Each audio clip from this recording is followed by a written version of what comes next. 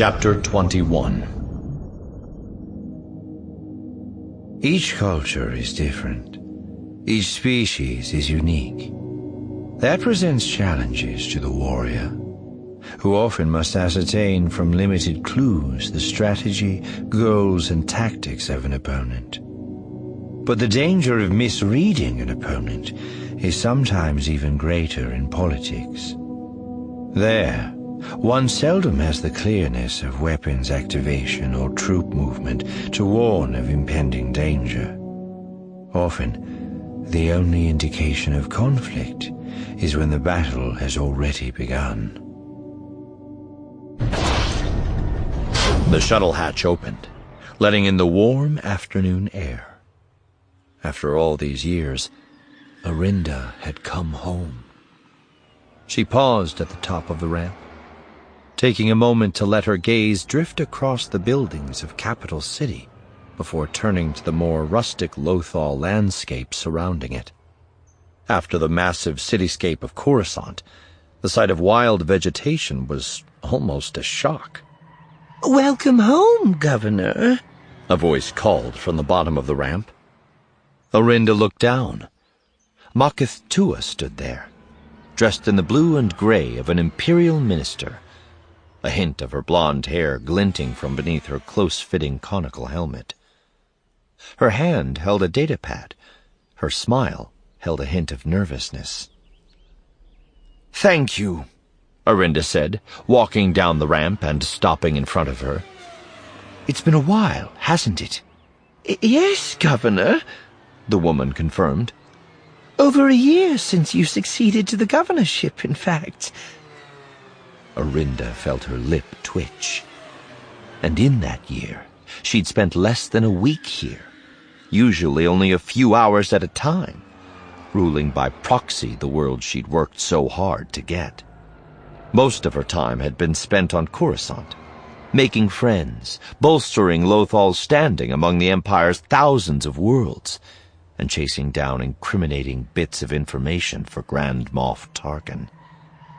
But finally, she was here to stay. After the glittering lights of Coruscant, she still wasn't entirely sure how she felt about that. "Which also makes it over a year since you were appointed overseer of industrial production," she said.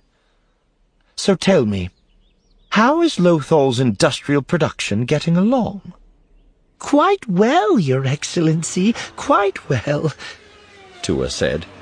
"I have all the relevant data whenever you're settled in and ready to examine it."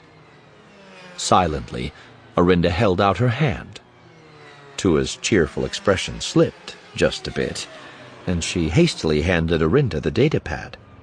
"It's the file on top, Your Excellency." "Thank you." Arinda keyed to the file, watching Tua out of the corner of her eye. The woman had been an assistant minister during the last couple of months of Governor Azadi's administration.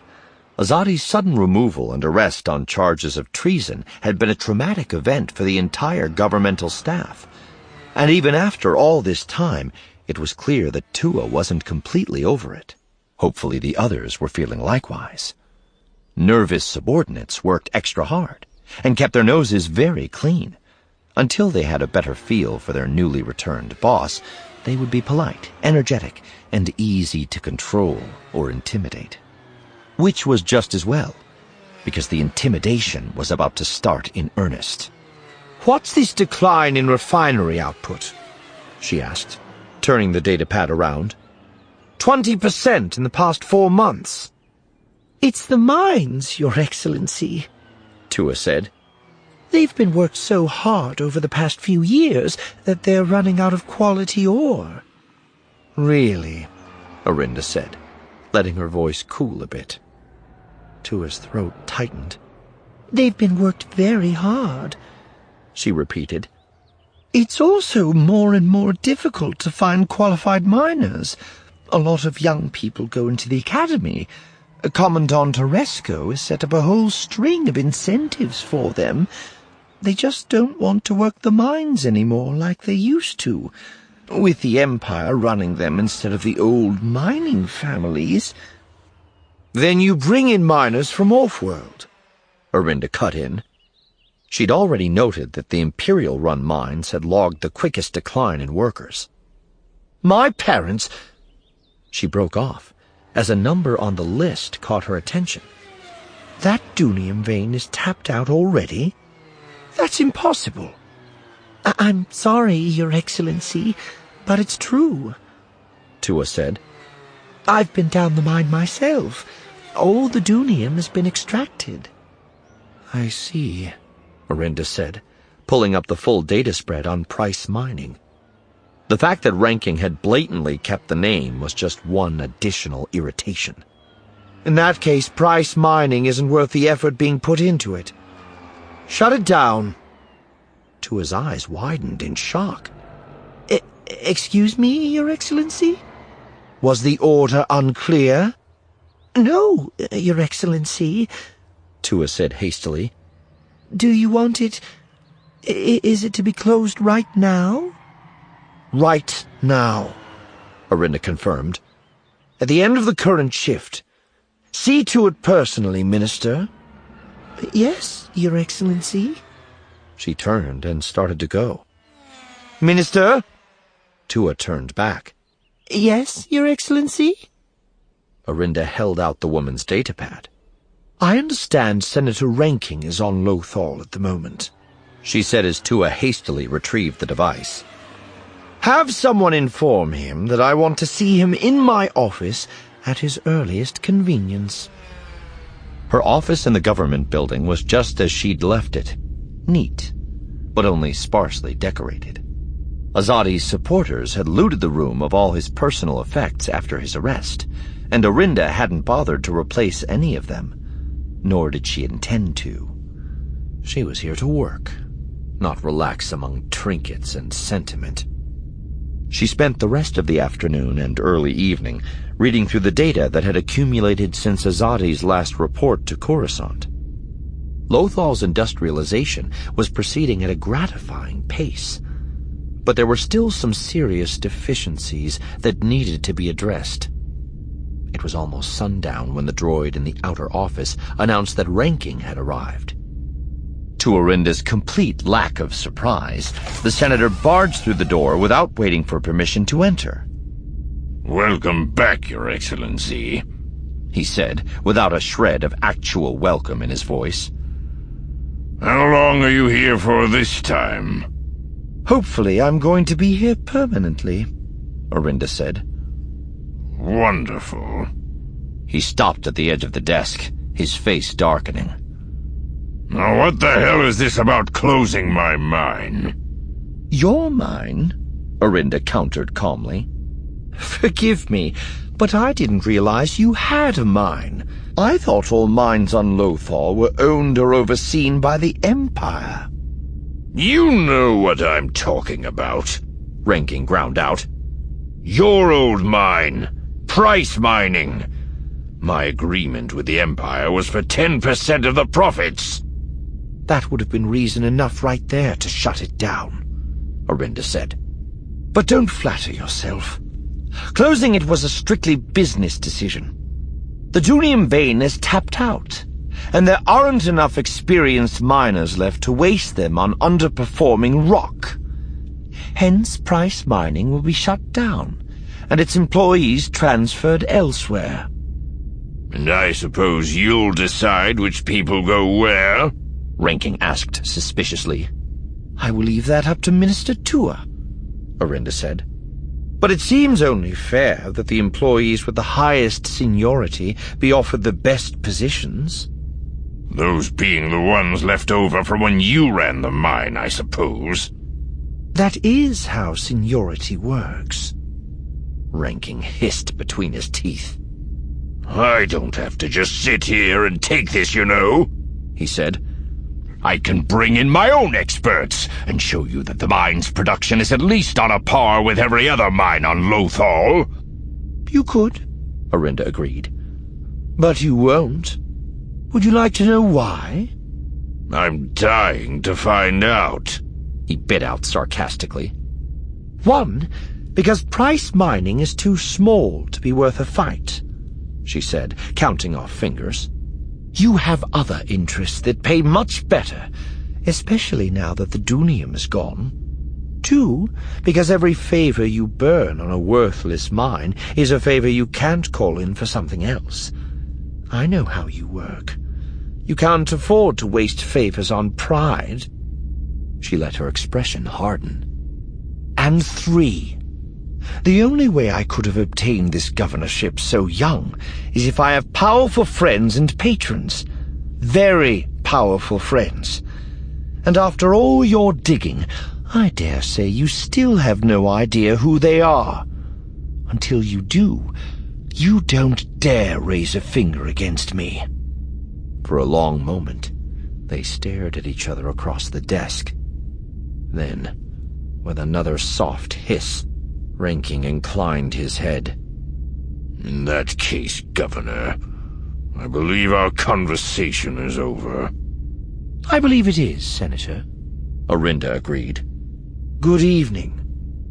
She waited until he was gone from her office, and the door watch droids reported that he'd left the building. Then, keying the holo on her desk, she punched in a familiar number. The display lit up with the triangular face, bright eyes, and lumpy head crest of a female Anx. "Hello, Echoes," Orinda said. "This is Orinda Price. How have you been?" For a moment, the eyes goggled. Then, abruptly, the Anx mining boss let loose a stream of Shusugaunt. "Easy, Echoes, easy," Orinda said. "Basic, if you please.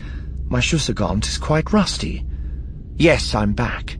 And yes, I'm still governor. But that doesn't mean we can't still work together. If you're still in the business of making money, that is." "Of course," Echo said, the words barely understandable through her thick accent. "Good," Orinda said. "You're aware, of course, that Price Mining had a vein of Dunium they were working. I presume you're also aware that the vein has played out." "Yes, to both," Echo said, her voice heavy with regret. "It is very sad." "Not really, since we both know it isn't true," Orinda said calmly. "I saw the report, and I know that the granite block that supposedly marked the end of the vein is nothing more than an intrusion. The Dunium continues on the other side." "Really?" Echo said, sounding surprised. "Are you sure?" "Of course I'm sure," Orinda said. "Because you've been mining it." The wrinkled cheeks puckered with dismay. "Governor Price!" "Don't bother denying it," Orinda interrupted. "because I've seen your numbers too. The reason I called was to tell you that I've just shut down Price Mining. That means that starting tomorrow morning, you can go full bore on that vein without worrying that one of Ranking's stooges will hear your machines behind the granite." The cheeks puckered again, this time in the opposite direction. "I do not know what to say." "Then don't say anything," Orinda said. "Just get that Dunium out and into processing." She looked briefly at the map she'd pulled up on her datapad. "Depending on where the vein goes, we might need to relocate another farmer or two to get it out. Let me know if you need me to do that." "Yes, Governor Price. May you rest tonight in the warmth of your dreams." "And may you," Orinda said. She keyed off. The sheer low-mind commonness of the traditional farewell grating across her ears and mind. She'd always thought Lothal painfully rustic, but life on Coruscant had seriously sharpened the contrast. She turned back to her computer and paused. Through the west-facing window, the sun was beginning to set. For a moment she watched, thinking back to the evening when her mother was arrested, and their lives had changed forever. At the time, she'd thought how the people in big cities probably never saw the horizon or the sunset, and had wondered if they ever thought about such things, or whether they even cared. Orinda had lived on Coruscant, in the galaxy's ultimate big city. And as she gazed out the window, she realized that she really didn't care. Keeping the blinds closed, she turned her back on the distant horizon and got back to work. The next few months were an unpleasant mix of frantic work, irritating dealings with the locals, and unrelenting tedium. Lothal was exactly as Orinda remembered it, filled with backwoods humans, even more backwoods non-humans, patterns of cronyism that often undercut the Imperial interests on the planet, and a social structure that provided no quality entertainment whatsoever. The cronyism was the worst part. During her years away in the capital, the Empire had steadily built up Lothal's industries, expanded the mines, and gradually brought in more troops to oversee it all. But not everyone was happy with the planet's new direction. The old leaders and families resented the slow erosion of their power, and they weren't quiet about lining up their friends, associates, and everyone else within their web of influence to denounce the new order. The Imperial response had been predictable: repression of speech and curtailment of freedoms, followed by business as usual. Part of that business involved moving farmers off their land, sometimes to establish a new factory or military facility, more often to enhance mining operations. Naturally, the farmers complained about the forced relocation and drew their friends into the quarrel, occasionally to the point of violence. It was a pointless argument. Lothal had more than enough cropland for its purposes, and in fact was still a net exporter of foodstuffs. The relative handful of lost farms was negligible, but the displaced farmers seldom saw it that way, and the offer of jobs in factories or mines was usually rejected out of hand. Still, despite the complaints of a small minority, the work continued to progress. Those who had claimed that the new development would create jobs and prosperity were vindicated. Those who had decried the heightened Imperial presence and preached doom were reduced to quiet muttering. But not all the threats were internal. Orinda had been on Lothal 3 months when an unexpected danger quietly reared its head. Yes, Your Excellency. I noticed this report a few days ago, Minister Tua said, frowning in confusion at the page Orinda had pulled up on her computer. I don't see why it's a problem. Don't you? Orinda said darkly. For all Tua's expertise at managing Lothal's industrial infrastructure, the woman was utterly blind in certain matters. The governor of Kintoni is offering to expand her military-grade landing and maintenance facilities, and you don't see why that's a problem? No, Your Excellency, Tua said, looking more confused than ever. I would think the more naval presence we have in the area, the better. With all the pirates and smugglers... We don't want enhanced naval presence in this area, Orinda ground out. Did the woman understand nothing? We want an enhanced naval presence on Lothal. Do you understand? Only on Lothal. Tua shrank back into her chair, her eyes wide with surprise and fear. Good. Your Excellency, we want Lothal to be the center of this part of the Outer Rim, Orinda said quietly. Somehow the softer tone seemed to frighten Tua more than the outburst had. That means industry, mining, commerce, expanded youth and military academies, and a powerful navy presence to maintain it all. If Kintoni starts drawing away our ships, everything else will follow. She raised her eyebrows. Do you want to live on Lothal the way it was, Minister Tua? Or do you even remember that far back? With a visible effort, Tua found her voice. I understand, Your Excellency, but... But you don't see what we can do about it, Orinda said, suddenly disgusted. All of Tua's off-world schooling, and yet here she was, drifting back to thinking like a native. That is, barely at all. I'm leaving immediately for Coruscant, she said, blanking the display and standing up. So much for settling in permanently. You'll be in charge until I return. Yes, Your Excellency, Tua said, belatedly getting to her feet. May I ask how long you'll be gone? Until I finish this, Orinda said. One way or another.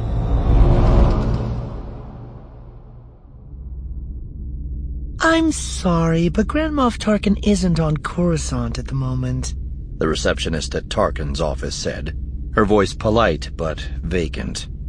If you wish, I could send him a message. No need, Orinda said.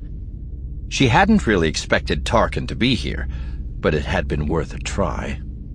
Just add a note to whatever you next send him that Governor Orinda Price of Lothal sends her greetings. Yes, Governor. So she didn't recognize Orinda either by face or by name. Not surprising, really. There were thousands of governors in the Empire, and no one could be expected to memorize even a tenth of them. Still, Orinda had hoped. The airspeeder's holocom was blinking a waiting call when she returned. She glanced at the ID, smiled to herself, and keyed it. This is Governor Orinda Price. She identified herself to the uniformed man who answered.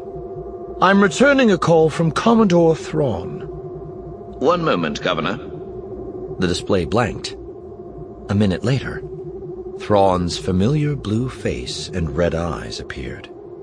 Ms. Price, Thrawn said, inclining his head toward her in greeting. Rather, I should say, Governor Price. Thank you for returning my call, Commodore, Orinda said, deciding not to make an issue of the slip. She was familiar enough with Thrawn's lack of grace in social and political matters to know it hadn't been a deliberate insult. Besides, it was never a good idea to berate someone who was, hopefully, about to be useful. Have you had a chance to look over the proposals I sent you? I have, Thrawn said, lowering his eyes to something off-screen. If I understand correctly, you want my opinion as to whether Lothal or Kintoni would be the better location for an expansion of the Navy's presence in that part of the Outer Rim. That's correct, Orinda said, mentally crossing her fingers. Against her natural instincts, she discarded her original plan to subtly weigh the data and proposals in Lothal's favor. Thrawn might detect such manipulation, and that would be the end of any chance to get him on her side. Obviously, I have an interest in this matter, but I tried to present the choice in as fair a manner as possible. And so you did, Governor, Thrawn acknowledged, his eyes still focused off-screen. I took the liberty of confirming your notes and maps through the Navy archives. Your presentation was remarkably even-handed. Thank you, Orinda said, feeling a shiver run up her back. Just as well she hadn't tried to slant it. Your conclusion? Both systems offer advantages, Thrawn said, finally looking back up at her. But if I had to choose one, I would choose Lothal. Orinda exhaled silently. Thank you, Commodore, she said. May I quote you when I make my presentation to the High Command? No need, Governor, Thrawn said. I have worked up a full analysis that includes my conclusions. I can send it to you now, if you like. I would indeed, Orinda said. Thank you. No thanks needed, he assured her. I always stand ready to assist the Imperial Navy in any way I can. Is there anything more? Not at this time, Commodore, she said. Hopefully we'll cross paths again soon. Goodbye. Goodbye, Governor. It took a few moments for the report to load. First to her airspeeder, and then to a data card. Orinda watched the progress, running it all through her mind. With Thrawn's blessing in hand, there was only one person yet she needed to see before she would be ready to take her case to the High Command. And there was a reason she'd put this contact last on her list. Securing the data card in her pocket, she took a moment to mentally prepare herself. Then, joining the traffic flow, she headed across the center of the Federal District toward a far too familiar place. The office of Senator Domus Ranking.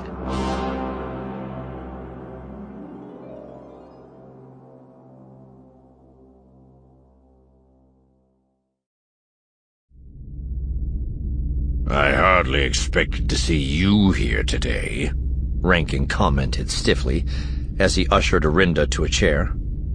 Still seething over his loss of price mining, Orinda guessed, but still not ready to try a countermove against her. I heard you were on Coruscant, but assumed you'd be spending your time with all those powerful friends and patrons you once threatened me with. Social calls can wait, Orinda said, pulling out a data card. I presume you've heard about Kintoni's request for a larger Navy presence in their system?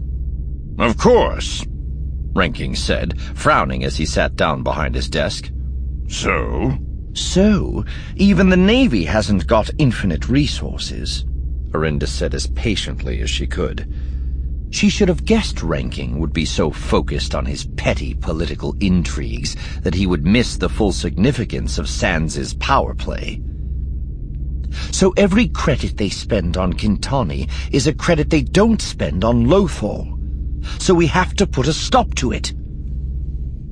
all right, fine, he said. Points well taken. I presume you have some ideas? Of course, Orinda said. The plan is threefold. First, I have a proposal showing what Lothal could do in the way of landing and maintenance facilities.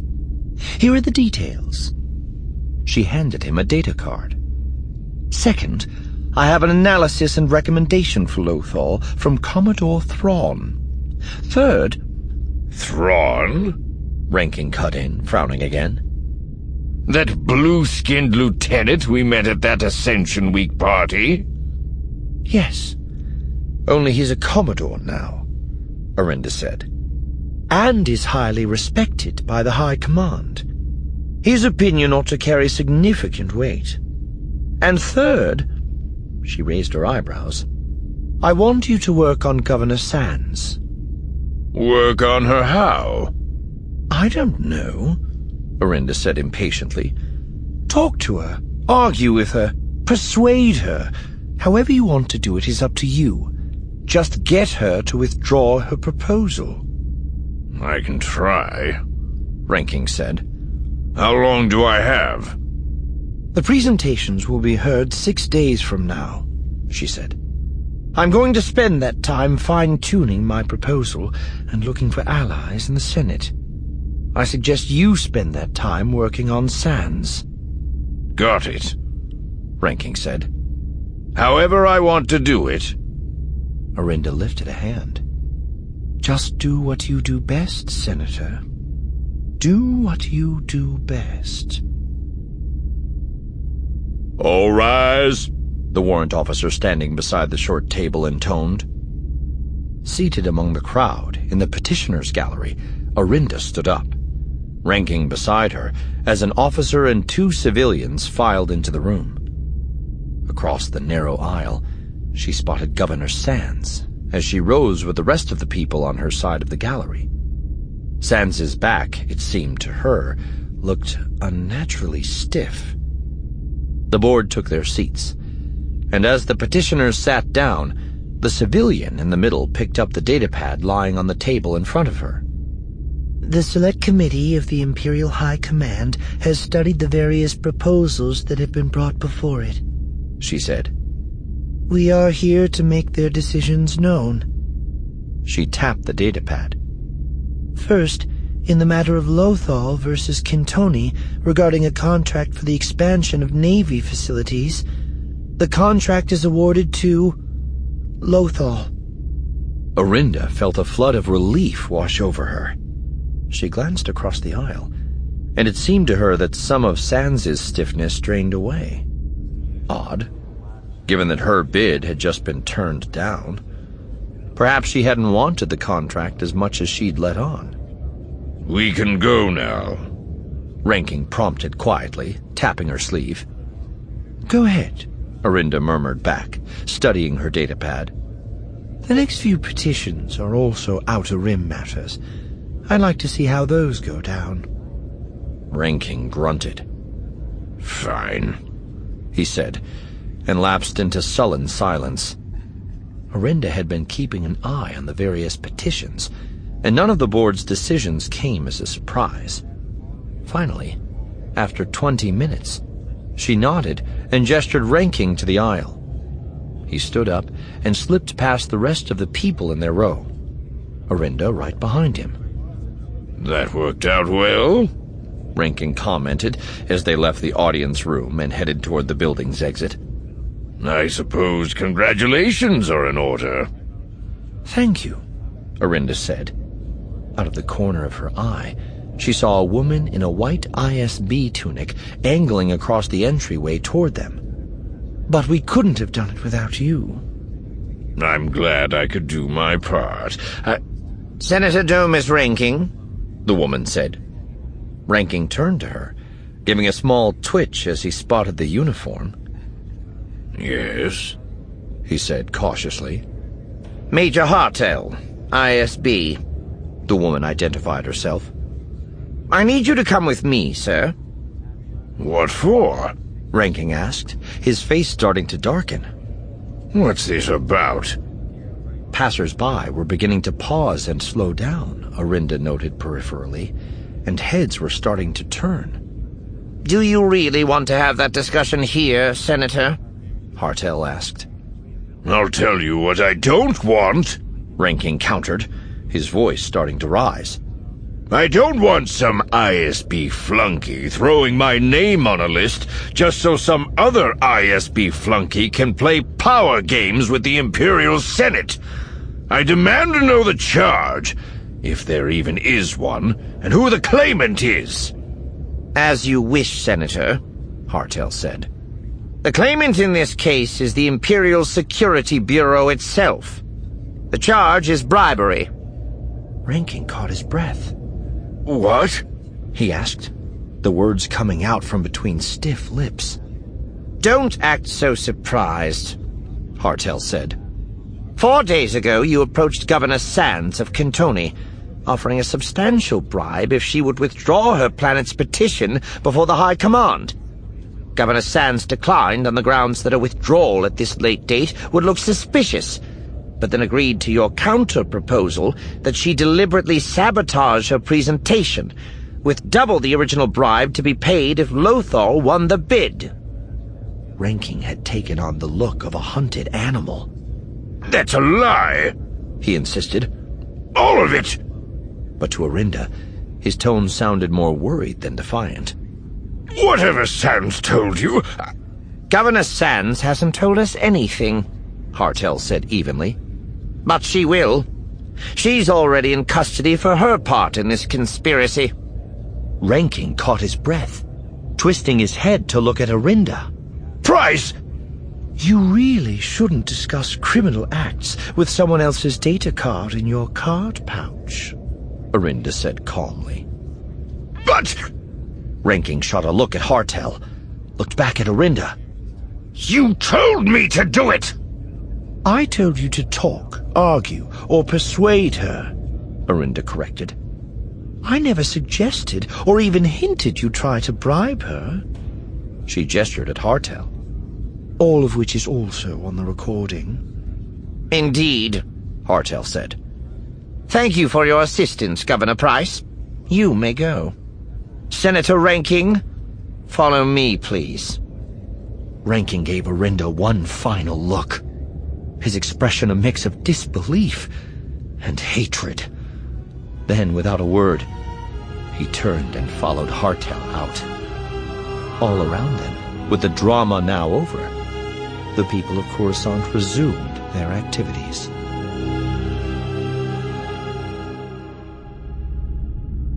I'll be leaving for Lothal in the morning, Arinda told the receptionist at her Coruscant office as she gathered the data card she'd forgotten to pick up earlier that day. I shouldn't be gone long, though. There are a few meetings and conferences next month I'll want to attend. Grand Moff Tarkin has invited me to visit Iriadu, and I'll certainly want to be back for Ascension Week.